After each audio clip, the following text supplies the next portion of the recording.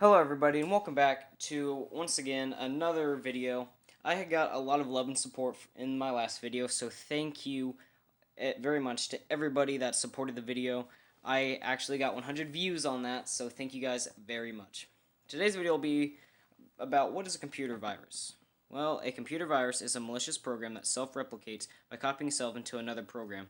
In other words, the computer virus spreads itself into other code or documents. So basically it just spreads through codes and documents, but there's more to that.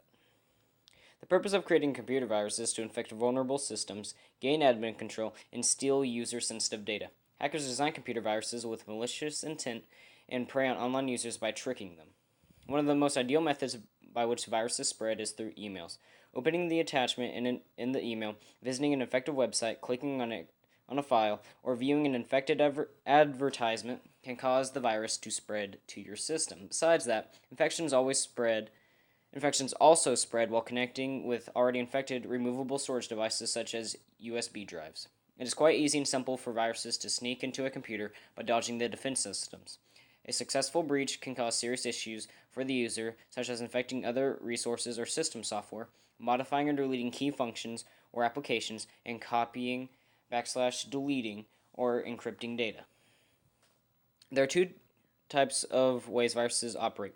As soon as they land on a new device, they begin replicating, while the second type plays dead until a particular trigger makes the malicious code to be executed.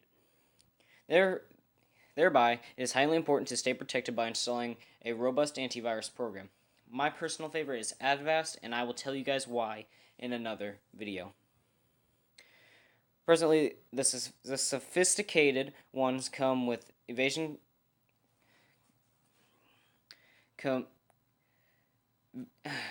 abilities that help by bypassing antivirus software and other advanced levels of defense. Subsequently, the malware development in the recent times enables the virus to dramatically change its code as it spreads. This has made virus detection and identification very challenging. Which is true. I mean, if you look at viruses that have started off from the very beginning to what they are now, you always see the codes changing. And like right here, the types of computer viruses. A computer virus is one type of malware that inserts the virus code to multiply itself by alternating the programs and applications. The computer gets infected through the replication of malicious code. Computer viruses.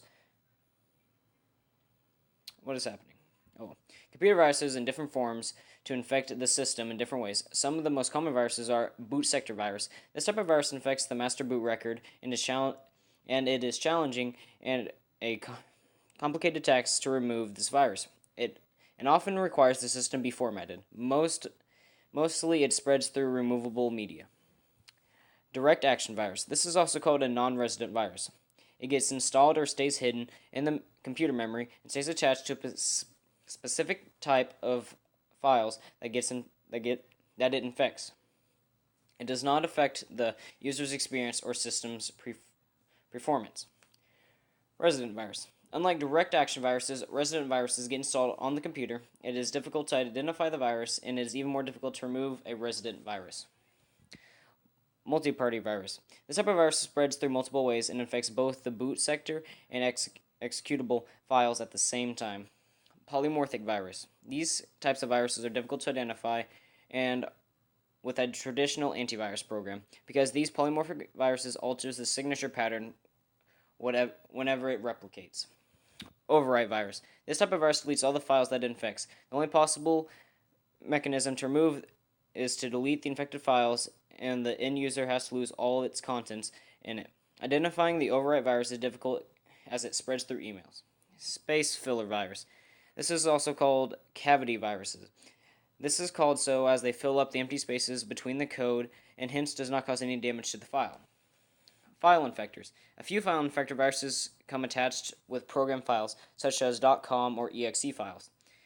Some file infector viruses infect any program for which execution is requested, including .sys, .ovl, .prg, and .mnu files.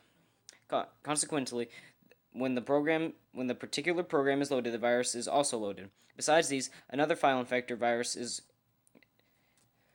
come as completely included program or script sending email attachments.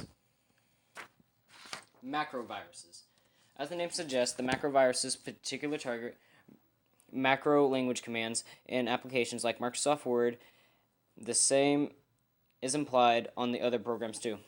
In MS Word, these macros are keystrokes that are embedded in the documents or save sequences for commands. The macroviruses are designed to add their malicious code to a genuine micro sequence in the Word file. However, as the years went by, Microsoft Word witnessed disabling of macros by default in more recent versions. Thus, the cybercriminals started to use social engineering schemes to target users. In this process, they tricked the user to enable macros to launch the virus. Since microviruses are coming back in the recent years, Microsoft quickly retaliated by adding a new feature in Office 2016. This feature enables security managers to selectively enable macro use. As a matter of fact, it can be enabled for trusted workflows and blocked if required across the organization. Overwrite virus. The virus design purpose tends to vary. An overwritten virus is designed to destroy a file or application's data.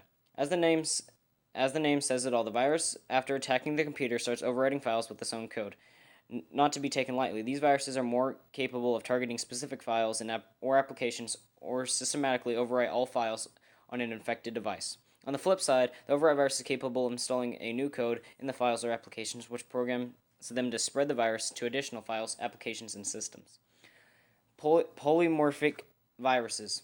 More and more cybercriminals are depending on polymorphic viruses. It's a type of it's a malware type which has the ability to change and mutate the underlying code without changing its basic functions or features. This helps the virus on a computer or network to evade detection from many anti-malware and threat detection products. Since virus removal programs depend on identifying signatures of malware, these viruses are carefully designed to escape detection and identification. When these security software detects a polymorphic virus, the virus modifies itself, thereby it is no longer detectable using the previous signature. Resident viruses. The resident virus implants itself into the memory of the computer. Basically, the original virus program is not required to infect new files or applications. Even when the original virus is deleted, the version stored in memory can be activated. This happens when a computer OS loads certain applications or functions. The resident viruses are troublesome due to the reason they can run unnoticed by antivirus and anti-malware software hiding in the system's RAM.